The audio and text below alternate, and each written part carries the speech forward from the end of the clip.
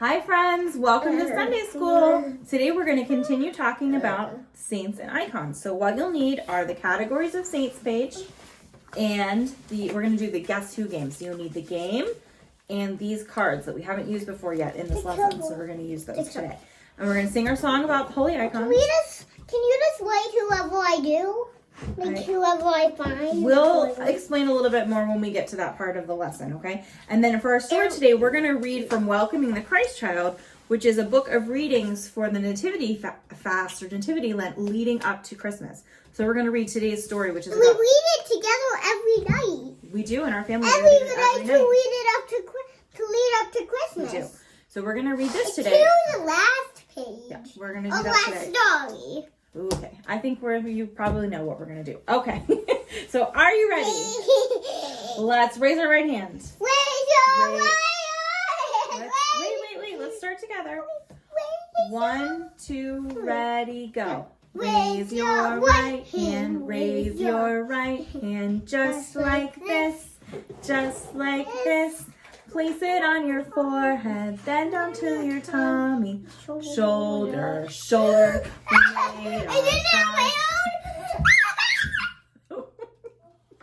So let's review our categories of saints. Let's see. Do you know any of them? Do you recognize any of them? Do you remember the names? That looks like Mary, but that's actually a martyr. See, martyr. And we know they're a martyr because they have a red head covering. And they have this gesture, remember, it's called the denouncing gesture. They're saying, no, stop.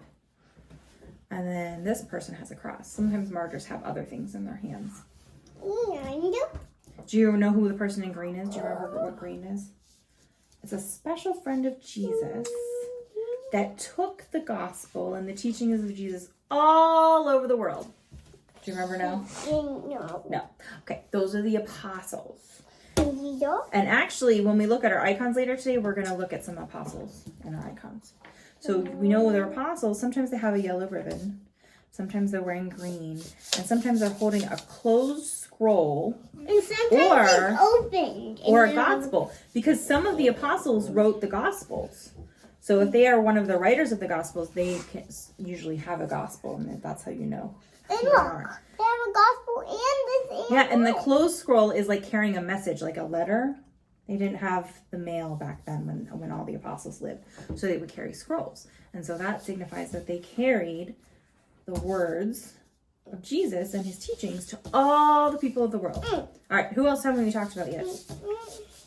Do you remember the name of this one? It's monastic. Monastic. So monastics usually wear dark habits, usually with hoods, and they can hold prayer ropes. Yeah, they have a cross and prayer ropes. Monastics spend a lot of time praying, so we see them holding images that we recognize going with prayer.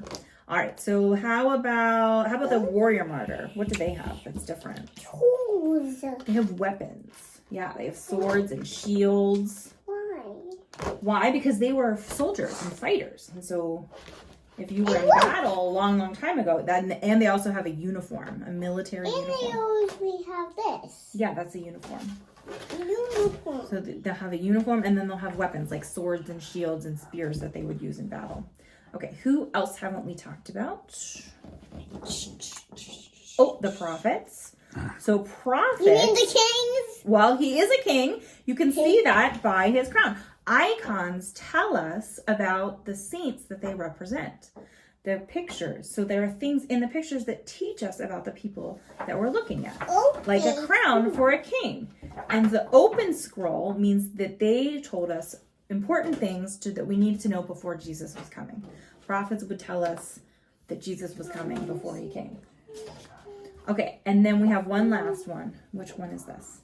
I don't know. Would you like me to tell you? Priest. It is a priest. It's a hierarch. So like a bishop. And what are some of the things that he has? What do you recognize? He's doing this. He's doing the blessing. Just like we practiced a couple times. That's the sign you see in the icons. And what else is that? You have to use words. A gospel, right. Because one of the hierarch's jobs is to spread the gospel through all the people who believe in Jesus. Look. Yeah. It's a gospel, just like the apostles have. And then the hierarch is also usually wearing vestments because they're clergy. They're like a priest or a deacon or a bishop. Well, hierarch. But should we do the gospel? people in icons could be wearing different kinds of vestments.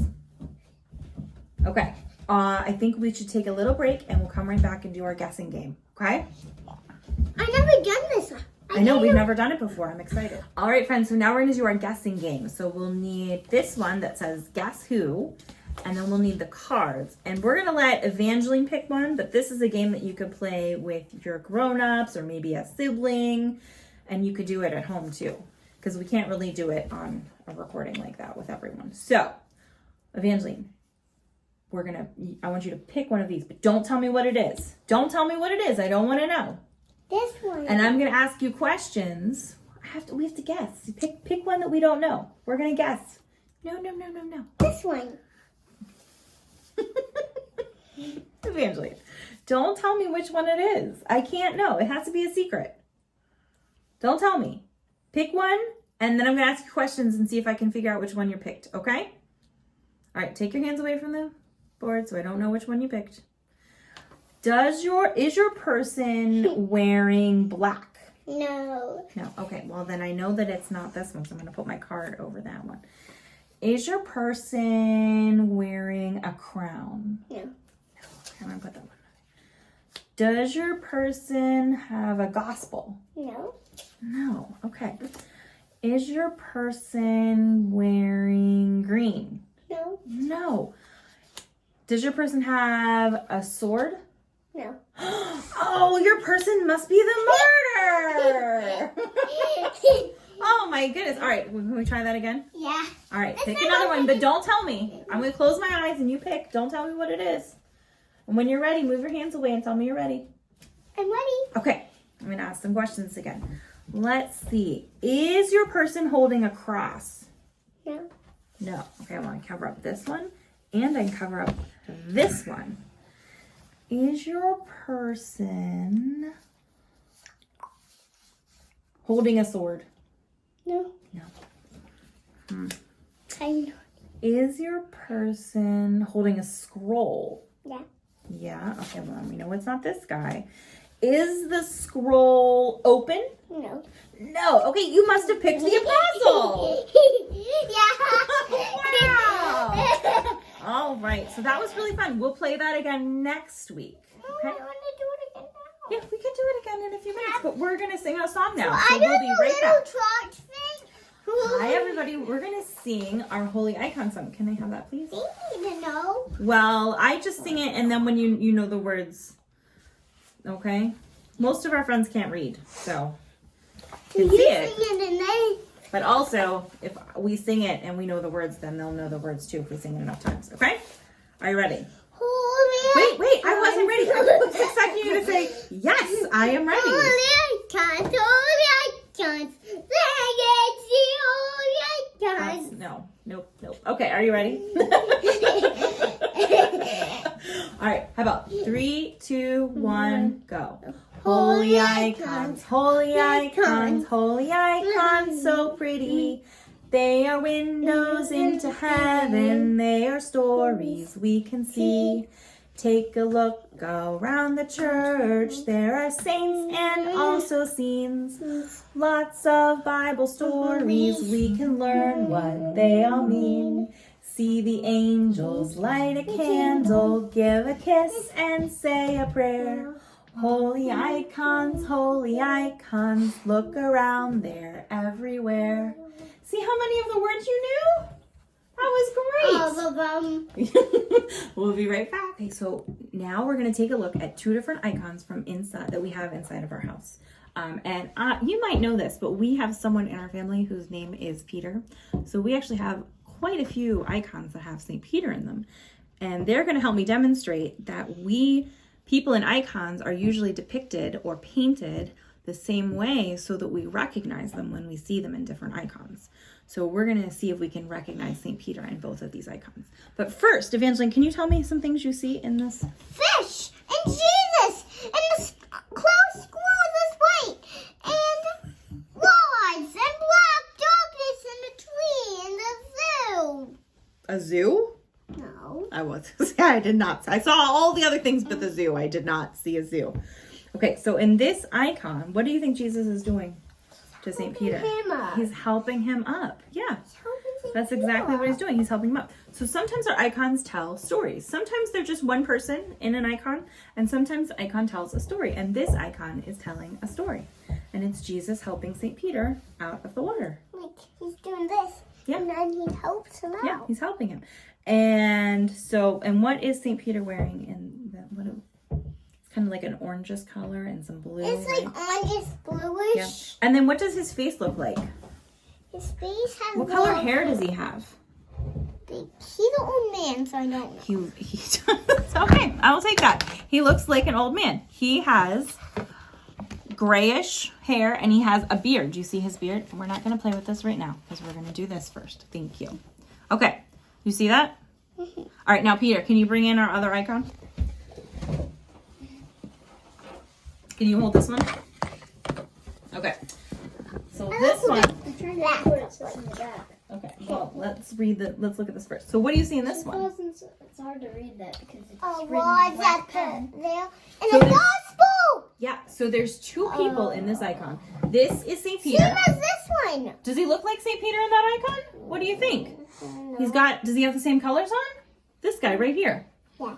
Yeah, this guy's St. Peter. See, he's got his hair, right? He's got a full beard, and he has grayish white hair, Wait, right? he's not because has that gold and he's Well, there's a little differences, called but a halo. he is looking very similar in his blue and like orangey salmon colored Electric orange. outfit.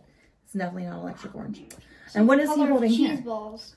a scroll. A scroll. Yeah, he's got a scroll. Look at this one too. And then, so this is St. Peter, and this over here, He's Bless you. baby Paul when he grows up. no, St. Paul. St. Paul, not baby. St. Paul, and he is holding a special book because do you know what St. Paul did? He wrote a lot of epistles. And so he is known for that writing, and so he's holding the book to symbolize that he was an author. Is there anything else we can learn from this one? What do you think? Look, what's above Why is him? it like made of a grid? That's just decorative. Okay. It'll look a little different. Look at He's got an open They scroll. always wear sandals. Look, he's got his gesture saying, I will not, no. I believe in Jesus. Sandals. See? Uh, I do think they always wear sandals.